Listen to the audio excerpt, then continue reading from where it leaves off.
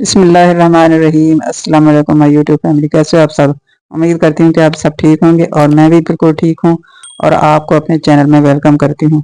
तो आज की इस वीडियो में हम एल शेप कटिंग स्केल बनाना सीखेंगे। तो इस सीरीज़ की ये आज दूसरी वीडियो है। तो आज की इस वीडियो में हम ये एल शेप कटिंग स्केल बनाएंगे। आप सोच रहे होंगे कि कटिंग स्केल की वीडियोस तो मेरे चैनल पर पहले भी मौजूद हैं, फिर मैं इनको दोबारा क्यों बना रही हूँ। तो मैं आपको बता दूं कि वो वीडियोस मैंने वॉइस के बगैर बनाई थी और उसमें सबटाइटल भी ऐड नहीं किए थे। तो आप लोगों के कमेंट्स आना शुरू हो गए कि उनमें बहुत सारे पार्ट्स क्लियर नहीं है, उनकी समझ नहीं आ रही, वॉइस के साथ बनाकर दोबारा अपलोड कर दें या सबटाइटल ऐड कर दें। तो मैंने यूट्यूब का वीडियो एडिटर जो यूट्यूब स्टूडियो के अंदर होता है उसी को यूज करके सबटाइटल ऐड कर दिए थे, लेकिन कुछ दिनों के बाद यूट्यूब ने वो सेटिंग वाला ऑप्शन खत्म कर दिया था और सबटाइटल उसमें फिर नजर नहीं आ रहे थे और कुछ भी क्लियर नजर नहीं आ रहा था। तो मैंने सोचा इस तरह आप लोगों को बनाने में मुश्किल पेश आ रही होगी, तो क्यों ना मैं इसको वॉइस के साथ और सबटाइटल ऐड करके दोबारा अपलोड कर दूं ताकि आपको बनाने में किसी भी किस्म की मुश्किल पेश ना आए। तो इस सीरीज की आज ये दूसरी वीडियो है। तो आज हम ये एल शेप कटिंग स्केल बनाएंगे। इस सीरीज की टोटल 8 वीडियोस हैं जो मैं लगातार अपलोड करूंगी और रोजाना एक वीडियो आया करेगी। इन कटिंग स्केल्स को इस्तेमाल कैसे करना है, कौन सा स्केल कहाँ इस्तेमाल करना है, तो ये सारा तरीका इन वीडियोस के अंदर ही मैं आपको बताऊंगी। तो इसलिए वीडियो को पूरा देखिएगा ताकि आपको ना स्केल बनाने में किसी किस्म की कोई मुश्किल पेश आए और ना ही इसको इस्तेमाल करने में। अभी तो हमने सिर्फ एल शेप और सीधा स्केल ही बनाया है। तो ये दोनों स्केल तो सीधी लाइनें लगाने के लिए इस्तेमाल होते हैं। इनको इस्तेमाल करने का क्या तरीका है ये तो समझने में आपको किसी किस्म की कोई मुश्किल पेश नहीं आनी चाहिए, लेकिन इसके बाद हम जो स्केल बनाएंगे उनको इस्तेमाल करने में थोड़ी बहुत मुश्किल पेश आती है, तो वो मैं साथ साथ बताती जाऊंगी। तो चलिए बिना टाइम जाए कि इसको बनाना हम शुरू करते हैं बहुत ही आसान तरीके से। तो इसको बनाने के लिए ये मैंने 2 चार्ट ले लिए। ये चार्ट की सीधी साइड है, ये देखें कितनी शाइनिंग है और कितनी सफाई इस साइड पे, और ये रफ साइड है और उल्टी साइड है चार्ट की। ये मैं आपको क्यों बता रही हूँ, ये आपको अंदाजा हो जाएगा आगे चल के जब हम स्केल बनाएंगे। तो ये 2 चार्ट लिए हैं और एक हार्डबोर्ड है। ये आपको किसी भी बुक सेंटर से बहुत आसानी से और बहुत मुनासिब कीमत पर मिल जाएंगे। स्ट्रेट स्केल के बाद अब एल शेप भी मैं पहले इसलिए बना रही हूँ क्योंकि इसको बनाने के लिए भी चार्ट और हार्डबोर्ड दोनों के किनारे सीधे होने चाहिए, और अगर हम दूसरे स्केल पहले काटेंगे तो फिर ये किनारे सीधे नहीं बचेंगे और फिर ये 2 स्केल बनाने के लिए हमें और चार्ट लेना पड़ेगा। तो यहाँ पर एल शेप की चौड़ाई मैंने 3 इंच ली है और दोनों किनारों पर इस तरह स्केल के साथ 3 इंच पर निशान लगा लिया है। तो अब इन निशानों के ऊपर इस तरह से हार्डबोर्ड को रखेंगे और एक सीधी लाइन लगा लेंगे। ये देखें दोनों के किनारे सीधे हैं तो ये कितनी आसानी से बन रहा है। तो लंबाई की साइड मैंने 3 इंच पर इस तरह निशान लगा लिया पहले और फिर उसके ऊपर लाइन लगा ली है। अब इस सिरे पर भी दोनों साइडों पर 3-3 इंच पर निशान लगाएंगे उसी तरह से, और चौड़ाई भी 3 इंच ही लेंगे। ये देखें पहले इस किनारे पर 3 इंच पर निशान लगा लिया और फिर इसी तरह से दूसरे किनारे पर भी 3 इंच पर निशान लगा लेंगे। दोनों किनारों पर 3 इंच पर निशान लगाने के बाद अब इन निशानों के ऊपर हार्डबोर्ड को इस तरह से सीधा रखेंगे और एक लाइन लगा लेंगे। अगर हम दूसरे स्केल पहले बना लेते तो फिर चार्ट की शेप सीधी नहीं बचनी थी और फिर बचे हुए चार्ट में से बाद में ये बनाना मुमकिन नहीं होता और फिर बचा हुआ चार्ट ज़ाया हो जाता है। तो इसलिए बचा हुआ चार्ट ज़ाया ना हो इसलिए मैं ये पहले बना रही हूँ। तो यहाँ पर ये दोनों निशान लगाने के बाद ये कोने से जहाँ दोनों लाइनें मिल रही है ना, तो यहाँ से हमने इनको ऐसे काटना है। पहले इधर से यहाँ तक कोने तक काटेंगे और फिर कोने से इस तरह सीधा काटेंगे। तो निशान के ऊपर से पहले इसको काट लेते हैं। तो ये देखें यहाँ किनारे से काटना शुरू करेंगे और कोने तक काट लेंगे और फिर इस तरह से टर्न लेंगे और दूसरी साइड काट देंगे। तो ये एल शेप को मैंने काट कर अलग कर लिया है। तो अब इसकी उल्टी साइड पर गम लगाएंगे। तो गम कपड़े के ऊपर ना लगे इसलिए मैंने इसके नीचे ये चार्ट रख लिया है। अब इसके ऊपर ये स्केल रखेंगे और इसके ऊपर गम लगाएंगे। तो ये देखिए ये इसकी सीधी साइड है, ये मैंने नीचे की तरफ कर ली है। ये देखिए किस तरह चमक रही है और इसमें नफासत है और ये ऊपर वाली साइड रफ है। तो रफ साइड ऊपर की तरफ करके इस तरह रख लेंगे और रफ साइड के ऊपर गम लगाएंगे। निशान भी हमने रफ साइड पे ही लगाया था तो इसी साइड पे गम लगाएंगे। तो ये एक पैकिंग टेप है, ये ऊपर से इस्तेमाल करेंगे। तो इसके अलावा ये एक स्केल है जिसके साथ निशान लगाए हैं और ये 2 मार्कर हैं, एक छोटा मार्कर और एक बड़ा है।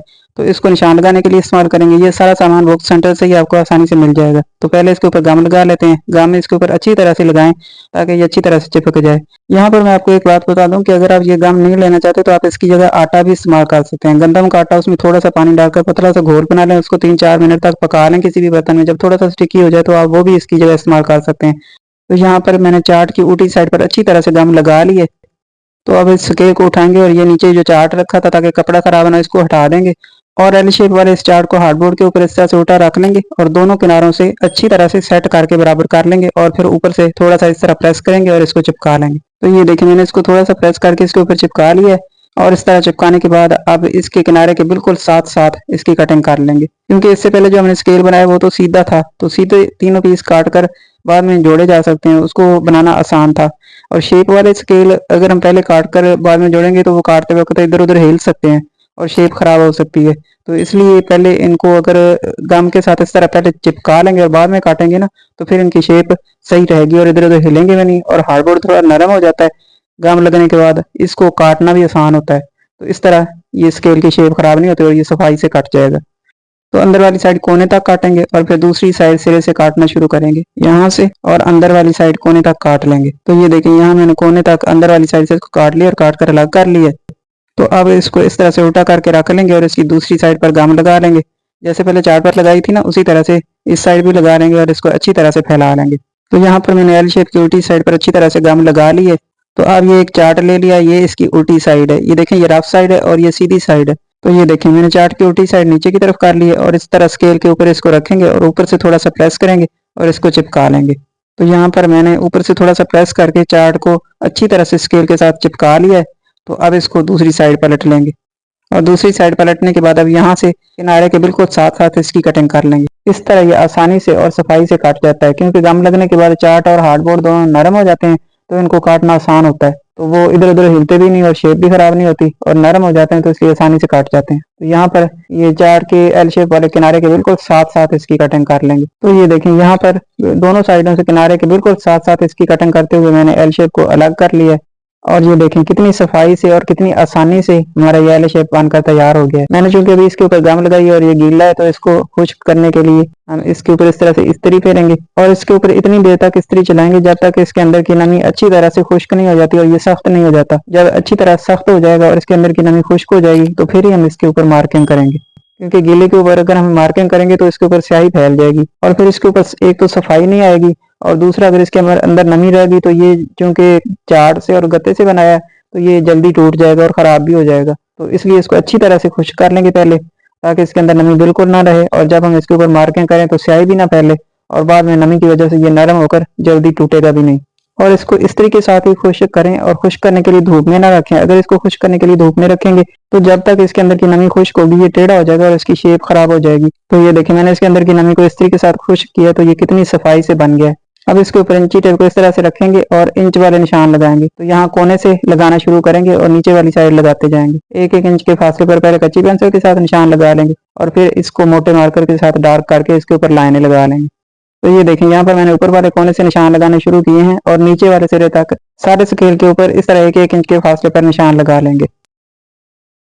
तो ये देखें यहाँ नीचे वाले कोने तक निशान लगाने के बाद अब ऊपर वाली साइड भी कोने से इंची टेप को इस तरह से रखेंगे और कोने से ही निशान लगाना शुरू करेंगे इस साइड भी, और दूसरे सिरे तक लगाएंगे। तो ये देखें यहाँ पर दूसरी साइड पे मैंने सिरे तक निशान लगा लिए हैं। अब इन निशानों के ऊपर इस तरह स्केल रखेंगे और एक एक इंच लंबी लाइनें लगा लेंगे। तो पहले किनारे पर दोनों तरफ एक एक इंच लंबी लाइन लगाएंगे तो ये कोने के ऊपर एक बॉक्स बन जाएगा। तो अब इसके साथ साथ जो एक एक इंच के फासले पर निशान लगाए हैं उनके ऊपर लंबी लाइनें लगाएंगे। पहले कच्ची पेंसिल के साथ लगा लेंगे ताकि अगर टेढ़ी हो जाए तो इनको रेज किया जा सके और ये सफाई के साथ बने और शेप खराब ना हो। तो इसलिए पहले कच्ची पेंसिल के साथ मैं लगा रही हूँ। तो कच्ची पेंसिल के साथ सारे निशान लगाने के बाद फिर उनको मार्कर के साथ डार्क कर लेंगे जब ये सीधे लग जाएंगे। तो इस तरह करने से चार्ट भी ज़ाया नहीं होगा, टाइम भी ज़ाया नहीं होगा और स्केल भी सफाई के साथ तैयार हो जाएगा और जल्दी तैयार हो जाएगा। एक साइड मैंने इसके ऊपर कच्ची पेंसिल के साथ लाइनें लगा ली हैं, तो दूसरी साइड भी पहले कच्ची पेंसिल के साथ ही लाइनें लगाएंगे और फिर इनको मार्कर के साथ डार्क करेंगे। तो ये देखें एक एक इंच के फासले पर इस तरह लाइनें लगाते हुए ये मैंने कच्ची पेंसिल के साथ सारे निशान लगा लिए हैं। अब इनको मार्कर के साथ डार्क कर लेंगे ताकि ये सफाई से लग जाएं। तो ये जो लाइनें लगाई हुई हैं उनके ऊपर ऊपर इस तरह मार्कर के साथ निशान लगा लेंगे। ये एक इंच वाली लाइनें एक एक इंच के फासले पर लगाई हैं, तो इन लाइनों की लंबाई भी एक एक इंच ही रखेंगे। तो इसी तरह लगाते जाएंगे। तो ये देखें किनारे पे जब जो दोनों तरफ एक एक इंच की लाइन इस तरह लगाएंगे तो ये किनारे पर एक बॉक्स बन जाएगा। और इस किनारे पर अब जो लंबाई में लाइनें लगाई हैं कच्ची पेंसिल के साथ उनको भी इस तरह से डार्क करेंगे और मोटे मार्कर के साथ इस तरह निशान लगा लेंगे। ये लाइनें भी एक इंच वाली हैं तो इनकी लंबाई भी एक इंच ही लेंगे। और इस तरह ये देखें किनारे तक लंबाई में भी मैंने एक एक इंच वाले सारे निशान को डार्क करके इनके ऊपर लाइनें लगा ली हैं मार्कर के साथ। अब इनके ऊपर नंबर लगाएंगे। तो यहाँ कोने से शुरू करेंगे। कोने वाला जो एक इंच वाला निशान है ये दोनों साइडों से मिल रहा है, तो इसके कोने के ऊपर एक नंबर एक ही दफ़ा लिख देंगे, तो ये दोनों साइडों पे इस्तेमाल होगा। तो अब पहले लंबाई में किनारे पर निशान लगा लेते हैं और फिर दूसरी साइड लगा लेंगे। तो ये देखें यहाँ एक साइड मैंने किनारे तक निशान लगा लिए हैं। तो ये देखें ये कितनी सफाई से लग गए हैं। तो अब यहाँ कोने से शुरू करेंगे और दूसरी साइड भी इसी तरह निशान लगा लेंगे। और ये देखें यहाँ दूसरे कोने पर भी मैंने निशान लगा लिए हैं किनारे तक। तो ये देखें कितनी सफाई से ये निशान लग गए हैं। अब इनके सेंटर में हाफ इंच वाले निशान लगाएंगे। तो सेंटर में इस तरह स्केल रखते जाएंगे और निशान लगाते जाएंगे।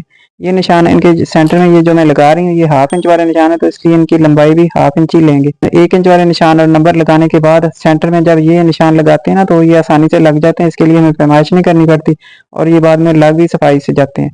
तो पहले 1 इंच वाले निशान लगा लें और उसके बाद ये उनके सेंटर में हाफ इंच वाले निशान लगा लें, क्योंकि बाद में जब ये लगाते हैं तो इसके लिए पैमाइश नहीं करनी पड़ती और ये सफाई से और आसानी से लग जाते हैं। तो ये देखें यहाँ पर ये मैंने हाफ इंच वाले सारे निशान लगा लिए हैं और ये देखें कितनी सफाई से हमारा ये एल शेप बनकर तैयार हो गया है।